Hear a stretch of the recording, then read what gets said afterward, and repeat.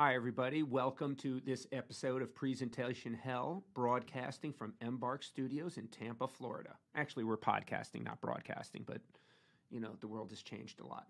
Today, I want to welcome Fabrizio from Fabrizio Zambrano. Yes. Okay. From Fabrizio and Sons. He's a world-class granite and marble retailer and installer and just an expert person in stone here in Tampa.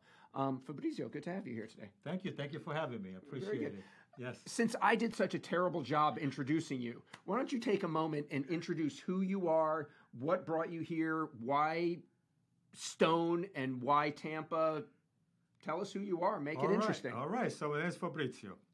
And I started doing marble work back in 1985. I was 22 years old. And automatically I fell in love with it. Automatically.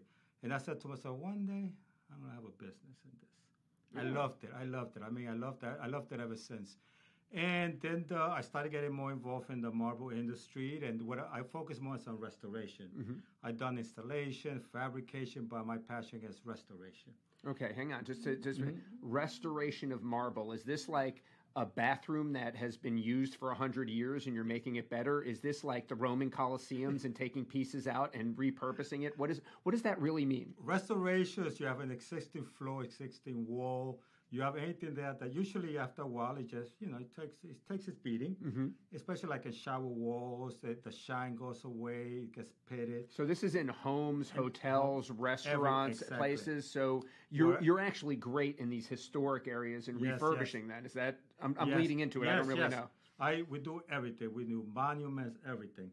And what we do, we bring it back to the original luster or the original or how it was, how it used to look. A lot of times stones are not polished. Mm-hmm. So we keep it a matte finish like statues, things like that, monuments. Mm-hmm. A lot of floors are polished, countertops, walls, and we polish them. We treat them with different methods, and then we polish them up. Of course, we usually seal all our stones, so you'll last a little longer. And that's restoration and anything, cracks and countertops on floors. So we find stone in like everything, every part of our life. We find it in the kitchen, in the bathroom, in the office building, on the street corner, on the sidewalks. Yes. What are some of the most unusual places, as a stone expert, what are some of the most unusual places that you find this? Okay, the most unusual place that I found stone was when I came to Florida. Florida man finds stone. Okay. All right. I get called to this address, and back then it was MapQuest. Back then, MapQuest. So we're in this century. We're not in the 80s or 90s here. No. Okay. So I moved to Florida. I moved to Florida in 98. 98. So okay. I opened a business here, and I started. That's Fabrizio. It wasn't Fabrizio and Sons back yet. then when they first started, it was Bella Marble. Bella Marble, which is beautiful. Yeah, beautiful in Italian. So I got this address, and so I'm driving around, and all I seen was like a trailer park, manufactured homes. I said, okay, it's got to be wrong. And I keep going around, and, back then we didn't have navigation. So, I took a chance. I said, okay. I went, and I knocked on the door. It was this manufactured home on stilts. And around it, there was a lot of other manufactured homes. Sure enough, I was at the right address, and they had a marble bathroom there. And granite countertops. Marble bathroom, granite countertops in a mobile home. In a mobile home. Okay. I was like, okay. Welcome to Florida. Welcome to Florida. I was like, okay. But, be curious. I always be curious. I go, don't you have any problems with the marble, like maybe cracking, from the mobile home movie? So, no, we secured everything. We like our stone and this and that, and this is where we want to be. I said, more power to you. And sure enough, so we polished the stone to everything, and but I think that was the most unusual place that I see stone. All right, that's all right. I'll believe. I mean, I've seen stone everywhere. In terraces, everywhere. They put stone everywhere. So I understand you've had some big changes in your life, and things happened, and I want to talk about that in a moment or two. But tell me a little bit about your history, where you came from. You grew up in New York. Where? What is it about? I grew up in a similar facility, and Yeah, well, I was originally born in Ecuador. Mm-hmm. So my father. There's a lot of Ecuadorian here in Tampa, by the way. Oh yes, and my father's part Italian. Right. Oh yeah. All right. So my father's also part Italian. So then we moved to my mother divorced my father, and then she brought her to the States. Mm-hmm. And I was 8 years old. That was 1971, and I grew up in Queens. Mm-hmm. Right down in Woodside, Queens, not too far from Shea Stadium. Mm-hmm. Back there was Shea Stadium, and I went to Shea Stadium back then. it was the best. And anyway, so I grew up there, and then I started. Somebody told me about a job that was available in a marble company in 1982. Mm-hmm. And I said, "What's marble?" I didn't know, no clue about marble. This is in New York, in the Queens. In okay. Queens. So you're 18, 20 years old. You're getting your first job, basically, exactly, is what's happening. My first serious job, So then he goes, my friend, son, it's pretty good. We work with marble. I said, I got no clue. Said, okay, I need some cash this week. Exactly. You'll pay me for showing up? Yeah, exactly. So I went there. And the reason I went, because it was union work. Mm-hmm. And they started off, so back then it was $3.15 an hour. $3.15, nice, $3.15. nice. And the union started you off at $9 an hour. Damn. I know. I was like, with everything You'd be else, pimping. I know. That's exactly what I said. I'll be pimping. So I said, okay, let me go try. By that time, I was working some other places in Manhattan. So I took my 2 weeks vacation to go try this job because I didn't want to lose my job. And I walked in, and then I started working with my boss at that time. I was, wow. And I saw we worked, especially in Manhattan and the East Side and all that. And all those some really beautiful stuff. You were getting beautiful. Exposed to the best marble work in the world. Yes, I was like, wow. And I saw what my boss did, like the restoration, like the floors where he did everything. I said, wow. And I just started paying attention, started asking him questions. And he was very tough on me. Mm-hmm. He was. And he should be. Yeah, which he was. And to this day, I thank every day the way he was. Because if I did something wrong, he'll point it out. And I know that he took the time out to do that because he probably saw something in me that I didn't see myself. Do you think the times they were harder on the newcomers into the business then than they are now? Oh, for sure. Do we treat the young children with kid gloves now and don't point out realities? We mittens. Back then, he told me the way things was, Papa. I mean, and I'm glad that he did that because that's the same way I raised my boys, my 2 sons, the same way, and it works. And one of your sons is running your business right now. Exactly. Yeah, he's stepping up. He's a good man. I've met him. Yeah, he's a good man, and like both of them like split me in half. Like my older son, he's the mechanical part. He does restoration, amazing. Actually, the other day I go like this. I think you're getting better than me. He goes, I think so too. I go relax, but that's the plan. I told him. So, but both of them, they split and do their jobs, amazing. And I just sit back and like, wow, that's pretty cool. It's a nice. You're lucky to sit back because you've done what's right. So a couple of themes that I hear here is one, your first job ended up your career. Yeah. This happens to many, many people, regardless of what you dreamed of going into. I can tell you dozens of people who happen to get their first job as a butcher or as a stonemason or in electricity or running documents at a law firm. Inevitably, that ends up being most of your careers and what goes on. Yes. The second one is we both grew up in the New York area, got the hell out and moved to Tampa and are seeing success all around on a big level. That's another good theme that goes on here. Yeah. And I just want to say the foundation of what you're doing, what I'm doing is very similar to what we're doing up there. Right. We just extended into a more a environment that was more receptive and had space to grow and allowed for things to come together. Today's episode of Presentation Hell is brought to you by Shuffler. Shuffler, the publishers of Presentation Hell and Presentation Management. Learn how to manage presentations to communicate better with your audience. My friend Fabrizio here has faced a lot of adversity in life, and we're going to ask about it and learn about it. I understand you weren't so slim and trim and good looking as you are right now. Tell us a little bit about this, how you came there. Well, the good life, you'd be really good looking, I'm going through. But tell us about what happened, what led up to a moment in your life where everything changed and and you just saw it clearly than not. Yes, and again, it goes back to when I started doing the marble work, and of course, after that, I got married. I started having kids, so I became the man of the house. All right. And as the man of the house, you tend to put yourself on the back burner and you take care of your family. You provide. You provide. That's your whole value equation, and you enjoy it. You love it. That makes you whole. That makes you whole. But then what happens? You start forgetting about yourself. Yes. Your health, because you got to pay the bills. Mm-hmm. You got whatever you invest in your time in, you want to make it grow. Me, I started working. I opened my first business in New York. I think in the late '80s, mm-hmm. and then I moved to Florida because over there the union. Forget about it. So anyway, so I started building the business, and I came to Florida. I started hustling. Mm-hmm. I mean, I was new to the area.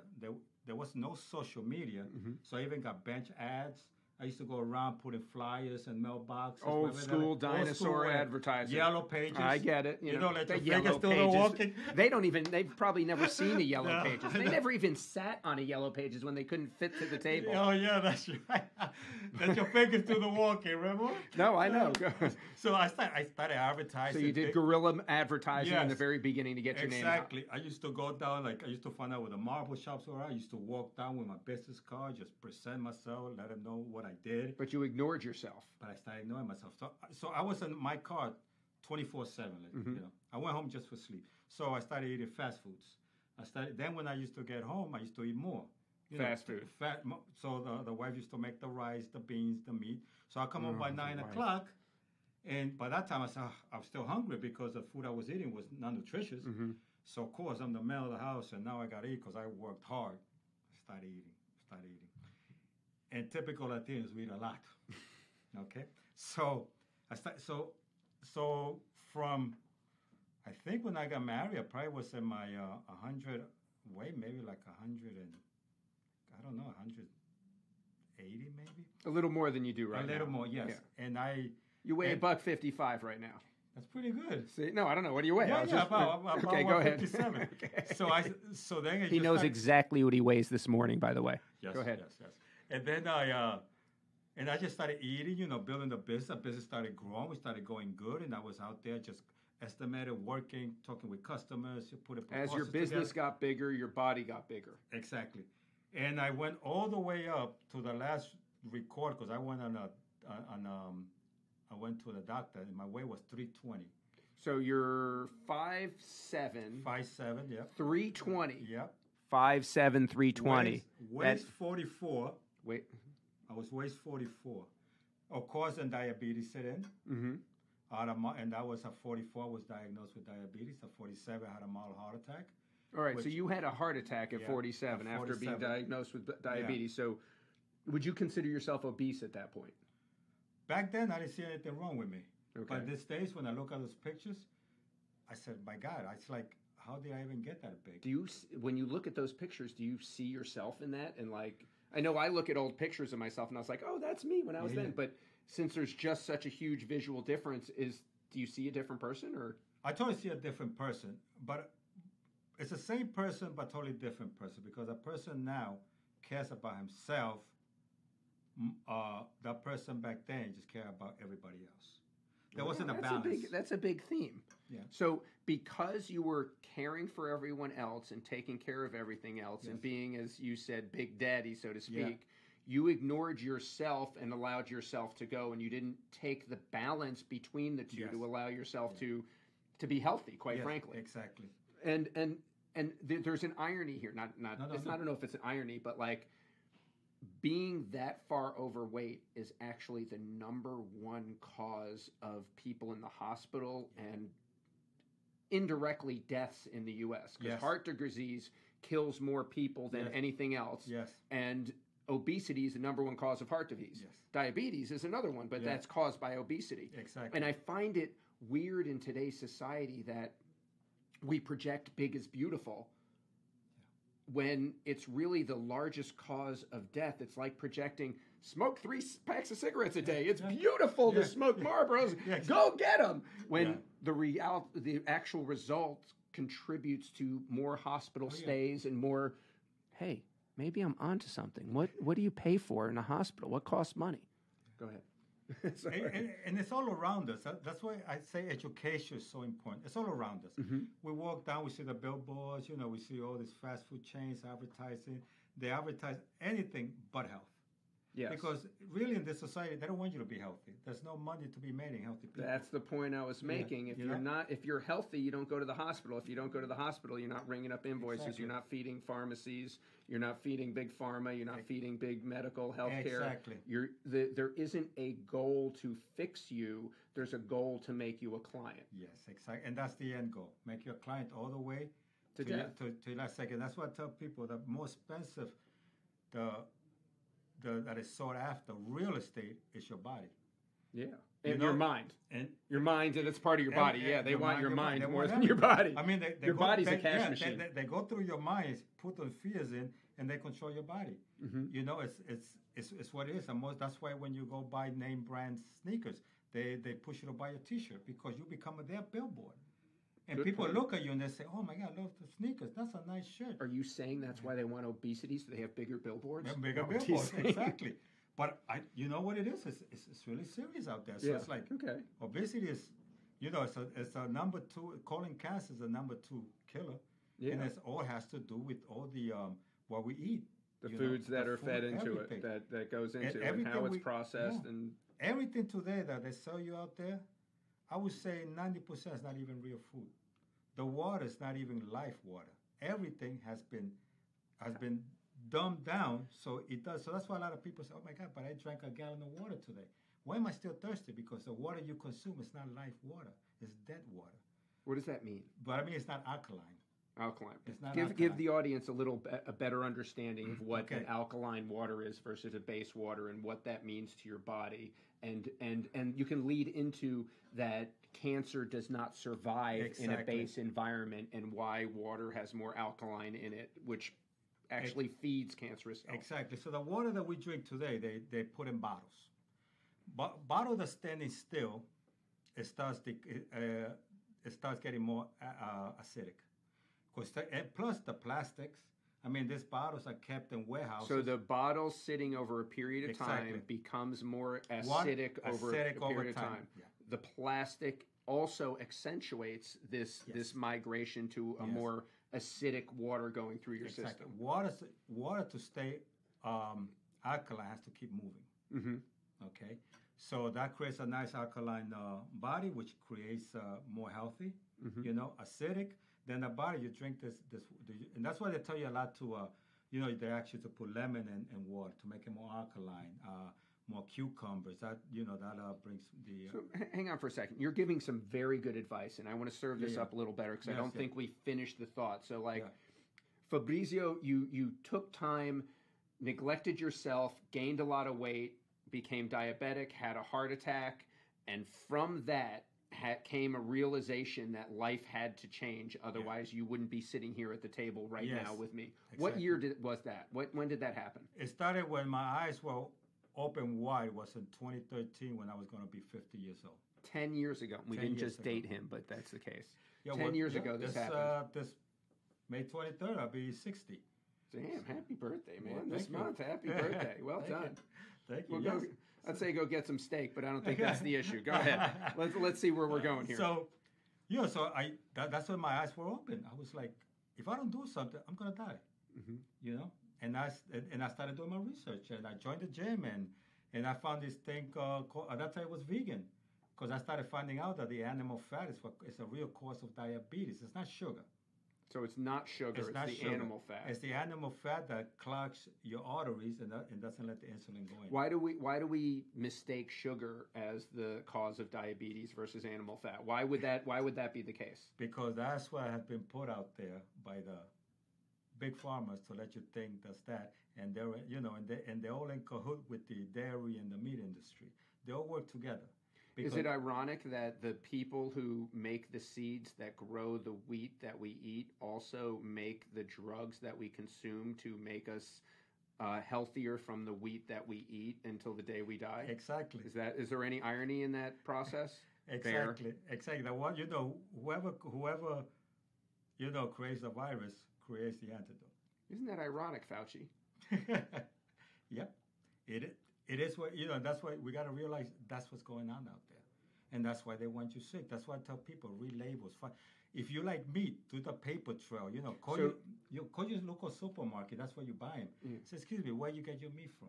Research it. Find out. So what you understood is that meat was the big cause of clogging your arteries, and for what you were going through, and that the solution was twofold. One, this is very simple. He hit the gym, right? Yeah. Hit Definitely. the gym. Yes. Simple. Really that easy. Yes. Get busy. Get doing. Get busy. And the second thing is watch what you put in your face. Yeah. Right? I'm just summing up what you're saying here. Exactly. And in that, you move to a more vegetable diet? Is that Yes. what you're saying? Or is it a more fruit diet? Was it a more spaced diet? Was it a fasting diet? What did you do that affected your life that brought you to the point that makes your credibility for what you're saying right here so the audience really learns from it? What I moved into was, it took me a year and a half though, but I started eliminating any food that contained animal products. And I started eliminating an animal at a time over the period of a year and a half. I didn't do it overnight.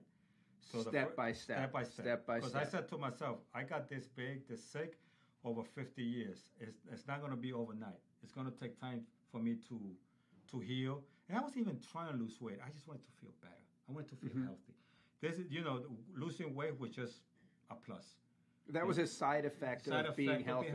Are you able to think better now? Did you feel like you were clouded before? Yes. People talk about this mental fog that comes from food, and sometimes I think, oh, I got mental fog, and I'm just tired. But I don't know. Did you experience any of that? Well, mental fog comes from you. If you're obese and you're diabetic, your blood is not flowing, so you're not getting enough blood to your brain, which doesn't deliver enough oxygen. And that's why you tend to get sleepy, because you're not getting enough oxygen in your brain. Okay. So that comes from, from a bad diet. That's why when people eat a lot of fast food, they go get themselves some burgers, everything, and they sit down. They're like, oh my God, I'm so sleepy. Oh, that food was good. It's because now your blood is standing still, it's not moving, and you're getting no oxygen to your brain. It's putting you to sleep. That makes more sense than most of the crap I've heard in my life.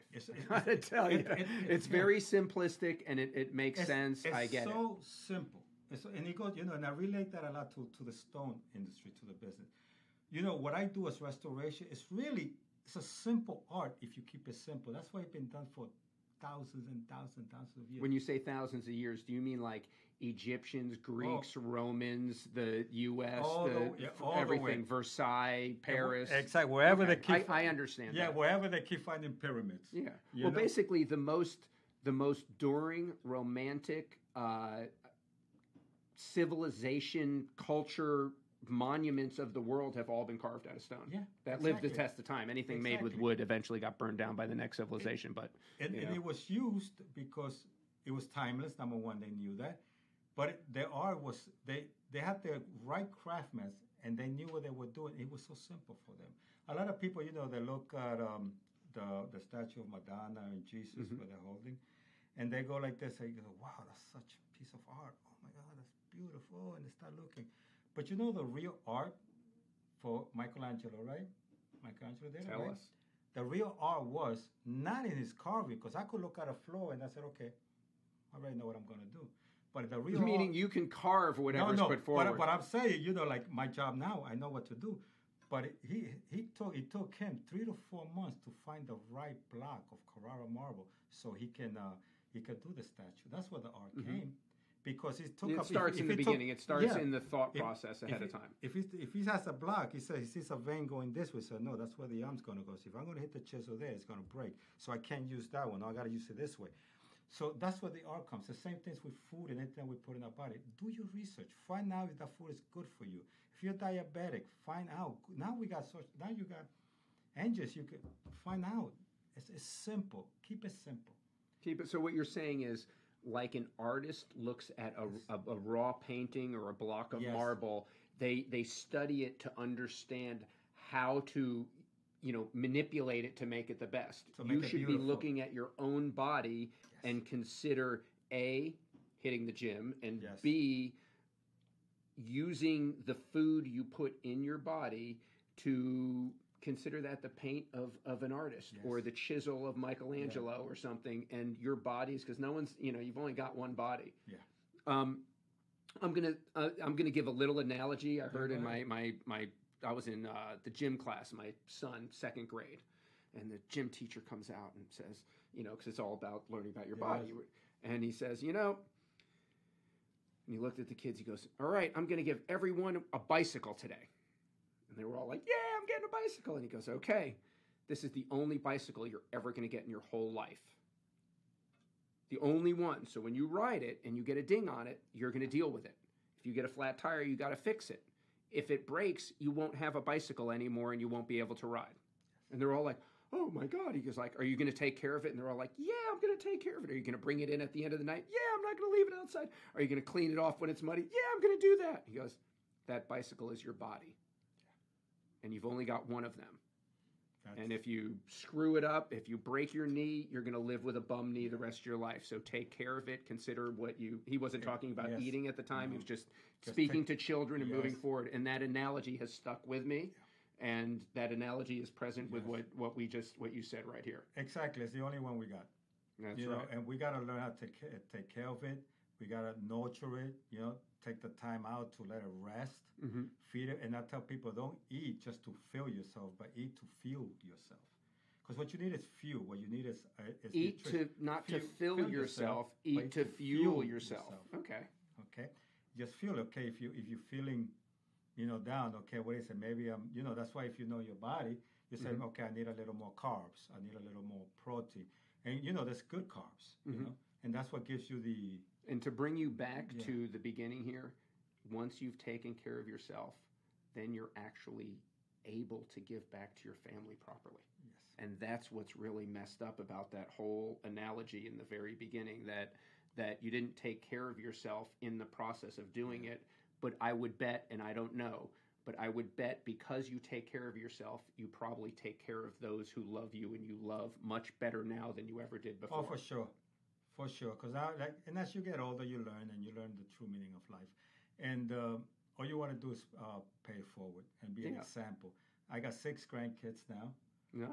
And I want to be that example that when they, 30, you can 40, come give them money and sugar and get the hell out of there, leave them Well, I'm back to the give parents. them sugar back. I said sugar. I did say it. Oh, I'll give it to them. Don't worry. The vegan sugar. Yeah, they'll be like, "Oh God, Grandpa's coming over. He's bringing freaking Brussels sprouts. What the hell?"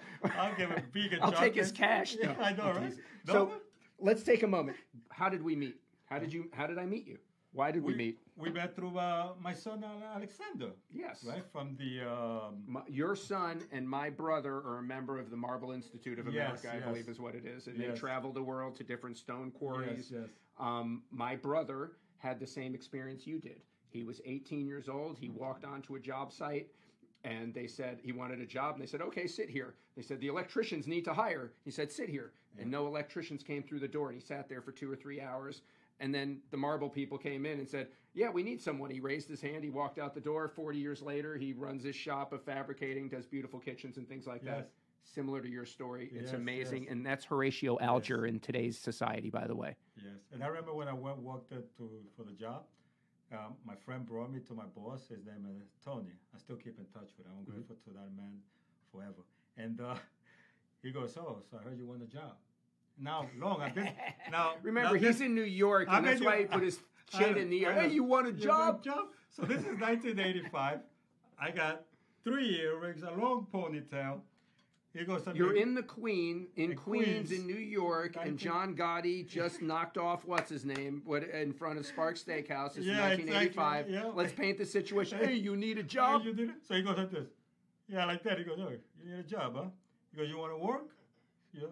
I go, "Yes." He goes, "We'll see." He walked away. I didn't see him for another 2 weeks. Then I went on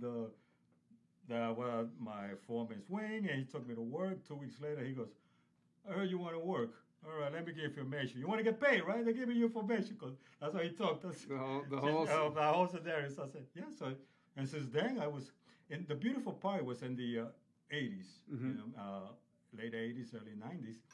And I met so many like movie stars. Woody Harrelson, Whoopi Goldberg, Al Pacino. I mean, This is working Marble in New York City. Marble in New York. Bill Cosby. All this. We used to go to the house. Cher. Damn. Yeah. I even with Al Pacino, she can turn back time. Yeah, she can turn back time. I mean, all these people. I even helped out Al Pacino a little for a little accident he had in the hotel room. That's cool stuff. Cool. You know, that is some cool stuff. Yeah, you know, I met all of them and everything. Nice people. The only one that wasn't too nice, but all of them were. Tell me who wasn't nice. That's the best story. That's one. I can meet 100 beautiful people. Tell me the piece of crap. Bill Cosby. The worst. That was a safe choice, by the way. That was the worst. Was he really? Oh my God! What was just in very simply? What was the one thing that made him a shitty experience? I'm over there. We're finishing up the work. He's over. It's in his house. It's in his house. I'm in his house. He bought this brownstone for his wife in New York, and we are finishing the marble. And he's standing there looking, and we finish the touch. And I go, "Okay, Mr. Cosby, it's done." He just looks straight up like that. Doesn't even acknowledge me. I go, "Excuse me?" He goes, and then the guy comes up to him. He goes, "No, you got to talk to me." He goes, "If you want to talk to Bill, you have to talk to me, and then I talk to him." And so the same thing I said. He goes, "Oh, Mr. Cosby," he says, "Well, let him know that." I'm like, holy crap. And the other one, the price was Leona Hemsley because I used to work. Leona. Leona. She was. Your children don't even know who she is, probably. They don't know. Oh my God, she was something else. The Queen of Mean. The Queen of Mean. That's right. Yeah. Oh, she used to run the hotel. Harry Helmsley built about 100 buildings in New York City. He married his young accountant woman or whatever. He passed away, and she ran that place like a horror show, and left. Got nailed for tax fraud, and then left all of her stuff to her little dog. To her little dog, yes, everything. So. She used to walk in. Sometimes we work in the hotels. Yeah, she used to come this in. Would be the Palace Hotel at the bottom of Park Avenue. That's right. And we work. We used to be doing the floors, and she used to come in and with her white gloves. She used to wear white gloves and go, "Who cleaned this table?" "Me, Mrs. Hemsley. You're fired." God damn. The Queen of Mean. That's it. Another one, just a quick one. We're working. See, he said he had one. Let's get him going. Come on. Now we're coming back. And I was in Connecticut working on her mansion in Greenwich. Mm-hmm. And we went there to do a floor. And of course, we used water to polish the marble, everything. Mm-hmm. And she's at the door. She came to the door to meet us because she wanted to see who was in the house. And then it's okay. We had to do the floor. She goes, "Oh, yeah, but you got to take your shoes off over here." She goes, "Because you can't work on my marble floor with shoes on." I go, "We're here to polish the floor." He goes, "No, I don't care." He goes, "We're using what?" She goes, "I don't care. Work in your socks, but no white is working with shoes on my floor." And I looked at her. At that time, I called my boss. He goes, "Get out of there." He goes, "Get out of there." He said other words, but he says, "Get out of there." So basically, she wanted you to work on a construction site with no shoes. With no shoes. With socks. That's the fundamental. That's the fundamental issue. No boots, no nothing, no shoes, because we were working on the marble floor. Yeah, no, it's just that's blatantly against the law, blatantly against OSHA and all that other crap. That exactly. But she don't care. She was above the law, you know that. Until she wasn't. Exactly. Amazing. I had a lot of, but the marble industry over there in New York was pretty cool. The only thing I didn't like was the service entrance. You had to go all the way down to the sub. Well, people in that mentality many times get their feelings of superiority by forcing others into more subservient situations. Yeah. And they get a certain joy out of putting other people in that position and doing it publicly amongst others. Oh yeah, so that's what they do. It also intimidates the others not to do the things. It's a basic rule of authoritarian to that type of muscling that way. Another one was Yoko Ono. Christ, this is in the Dakota on the Upper West Side. She had just bought the 10th floor. Okay, which I think she owns the 9th, the 10th. I don't know what she owns now. Oh, what a weird lady. So she puts me in this bathroom, all white marble, no lights, only a little light, and she wanted the marble polished. I said, "Yeah, but I need a light." She goes, "No lights in here." I said, "Okay," and I'm trying to see what's wrong, with the marble. So actually, when she left, I actually laid on her tub to see, because you see it from the tub to see what was wrong, on the wall. So there was white Carrara. So then I went and I touched it. It was just smoke. She likes lighting candles there. So it was just a lot of smoke in her walls.